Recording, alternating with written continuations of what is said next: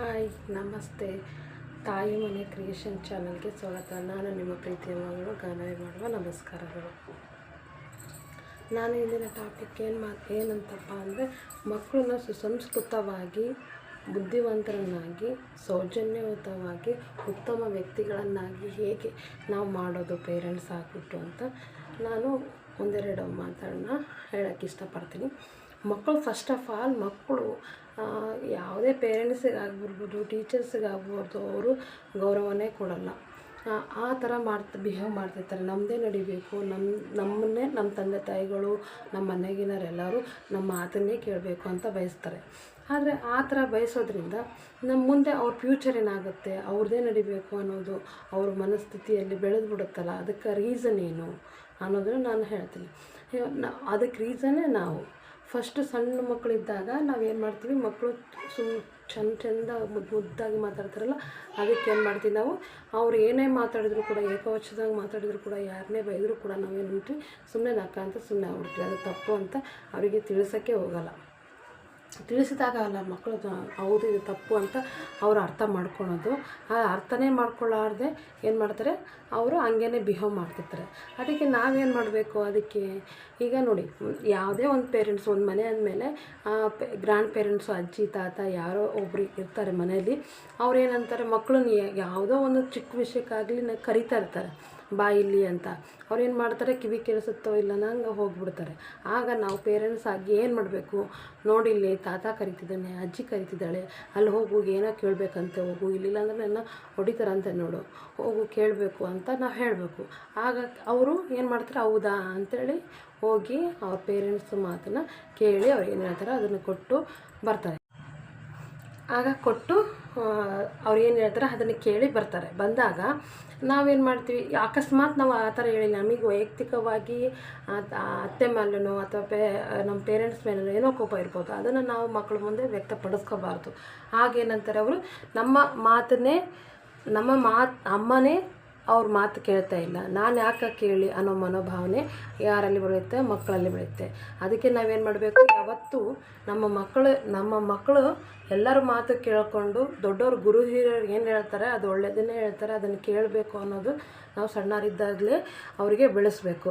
ಈಗ ನಾವು ಆ ಬುದ್ಧಿ ಬೆಳೆಸ್ತಾ ಇಲ್ಲ ಅಂತಂದಾಗ ಅವ್ರು ದೊಡ್ಡವರಾದಮೇಲೆ ನಮ್ಮ ಮಾತನ್ನು ಅವರು ಕೇಳಲ್ಲ, ಯಾವುದೇ ಕಾರಣಕ್ಕೂ ಅವರು ಕೇಳಲ್ಲ. ಆ ಥರ ಬಿಹೇವ್ ಮಾಡ್ತಾರೆ. ನೆಕ್ಸ್ಟ್ ನಮ್ಮದು ಎಜುಕೇಷನ್ ಸಲುವಾಗಿ ಆಗಿರ್ಬೋದು, ವಿದ್ಯಾಭ್ಯಾಸದ ಸಲುವಾಗಿ ಆಗಿರ್ಬೋದು, ನಾವು ಬೇರೆ ಬೇರೆ ಸಿಟಿಗಳಿಗೆ ಹೋಗಿರ್ತೀವಿ. ಆಗ ನಮ್ಮದು ನಮ್ಮ ಮಕ್ಕಳು ಮತ್ತು ಗಂಡ ಹೆಂಡತಿ ಇಷ್ಟೇ ಇರ್ತೀವಿ. ಆಮೇಲೆ ನಮ್ಮ ಜೊತೆ ಯಾರೂ ಇರಲ್ಲ.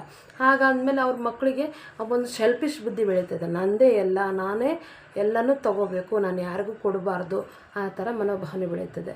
ಅದಕ್ಕೊಂದು ರೀಸನ್ ಅಂದರೆ, ನಾವು ಯಾವಾಗ ಹಾಲಿಡೇ ಸಿಗುತ್ತಾ, ನಮಗೆ ಯಾವಾಗ ರಜೆ ಸಿಗುತ್ತೆ ಆಗ ನಾವು ಕರ್ಕೊಂಡು ವಿಲೇಜಸ್ಸಿಗೆ ಹೋಗಬೇಕು. ವಿಲೇಜಸ್ಸಿಗೆ ಹೋಗೋದ್ರಿಂದ ಏನು ಯೂಸ್ ಅಂದರೆ, ಅಲ್ಲಿ ಕೂಡು ಕುಟುಂಬ ಇರುತ್ತೆ, ಚಿಕ್ಕಪ್ಪ ದೊಡ್ಡಪ್ಪ ಅಜ್ಜಿ ತಾತ ಎಲ್ಲ ನಮ್ಮ ಬಂಧುಗಳಿರ್ತವೆ, ಇರ್ತಾರೆ ಎಲ್ಲರೂ.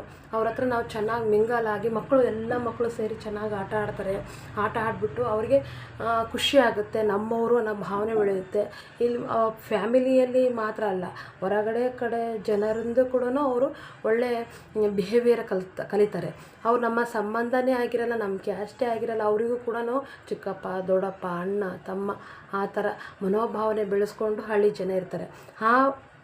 ನಾವು ಸಿಚುವೇಷನಲ್ಲಿ ಅಲ್ಲಿ ಹೋಗಿದರೆ ನಮ್ಮ ಮಕ್ಕಳು ಅದೇ ಬುದ್ಧಿನ ಕಲಿಯೋಕ್ಕೆ ತುಂಬ ಚಾನ್ಸಸ್ ಇದೆ. ನೋಡಿ, ನಾವು ಸಿಟಿನಲ್ಲಿ ನಾವೇನು ಮಾಡ್ತೀವಿ, ತುತ್ತು ಮಾಡಿ, ಮಕ್ಕಳು ಎಷ್ಟೇ ದೊಡ್ಡವರಾಗಿದ್ದರೂ ಏನು ಮಾಡ್ತೀವಿ, ಅವರಿಗೆ ತುತ್ತು ಮಾಡಿ ತಿನ್ನಿಸ್ತಾ ಇರ್ತೀವಿ. ಅವರು ಊಟನೇ ಮಾಡ್ತಾ ಇರಲ್ಲ ಸರಿಗೆ.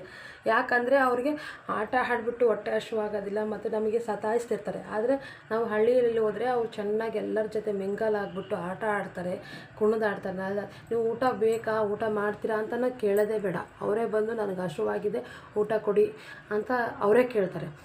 ಹಂಗೆ ಅವ್ರ ಎನರ್ಜಿ ಎಲ್ಲ ಆಟ ಆಡೋದ್ರಲ್ಲಿ ಎಲ್ಲ ಸುತ್ತಾಡೋದ್ರಲ್ಲಿ ಕಳೆದಿರ್ತಾರೆ. ಹಾಗಾಗಿ ನಮಗೆ ಮಕ್ಕಳ ಬೆಳವಣಿಗೆಗೆ ಯೋಚನೆ ಇರಲ್ಲ. ಮತ್ತು ಚಿಕ್ಕ ಮಕ್ಕಳು ಇದ್ರು ಅಂತೂ ತುಂಬ ಯೂಸ್ ಆಗುತ್ತೆ. ಯಾಕಂದರೆ ಅವ್ರು ಎಲ್ಲರ ಜೊತೆ ಮಾತಾಡ್ಕೊತ ಮಾತು ಚೆನ್ನಾಗಿ ಬರುತ್ತೆ. ಯಾರು ಒಬ್ಬರೇ ಇರ್ತೀವಿ ಆಗ ಅವ್ರಿಗೆ ಮಾತಿಂದು ಸರಿಗೆ ಬರಲ್ಲ, ಅವ್ರು ತೊದಲು ಮಾತಾಡ್ತಿರ್ತಾರೆ. ಆದರೆ ತುಂಬ ಕುಟುಂಬ ಇದ್ದಾಗ ನಾವೇನು ಮಾಡ್ತೀವಿ, ಚೆನ್ನಾಗಿ ಮಾತಾಡ್ತೀವಲ್ಲ, ಮಾತಾಡೋದ್ರ ಜೊತೆಗೆ ಮಕ್ಕಳು ತುಂಬ ಆ್ಯಕ್ಟಿವ್ ಆಗ್ತಾರೆ, ಎಲ್ಲರ ಜೊತೆ ಮಿಂಗಲ್ ಆಗ್ತಾರೆ. ನಾನು ನಮ್ಮವರು ಅನ್ನೋ ಮನೋಭಾವನೆ ಬೆಳೆಯುತ್ತೆ. ಎಲ್ಲರ ಜೊತೆ ಗೌರವದಿಂದ ನಡ್ಕೊಳ್ತಾರೆ. ಇವ್ರು ಏನಂತಾರೆ ಅವ್ರೇನಂತಾರೋ ಅಂಥೇಳಿ ಅವರಿಗೆ ಬೆಳೆಯುತ್ತೆ. ಬೆಳೆದಾಗ ಅವರೆಲ್ಲ ಸಂತೋಷವಾಗಿ ಎಲ್ಲರೂ ನಮ್ಮವರೇ ಅನ್ನೋ ಮನೋಭಾವನೆ ಬೆಳೆಸ್ಕೊಂಡು ಚೆನ್ನಾಗಿ ಆ್ಯಕ್ಟಿವ್ ಆಗಿರೋಕ್ಕೆ ಚಾನ್ಸಸ್ ಇರುತ್ತೆ. ಇನ್ನೊಂದು ಗಾದೆ ಮಾತಿದೆ, ಹಳ್ಳಿಯಲ್ಲಿ ಬೆಳೆದವನು ದಿಲ್ಲಿ ಆಳ್ತಾನೆ ಅಂತ.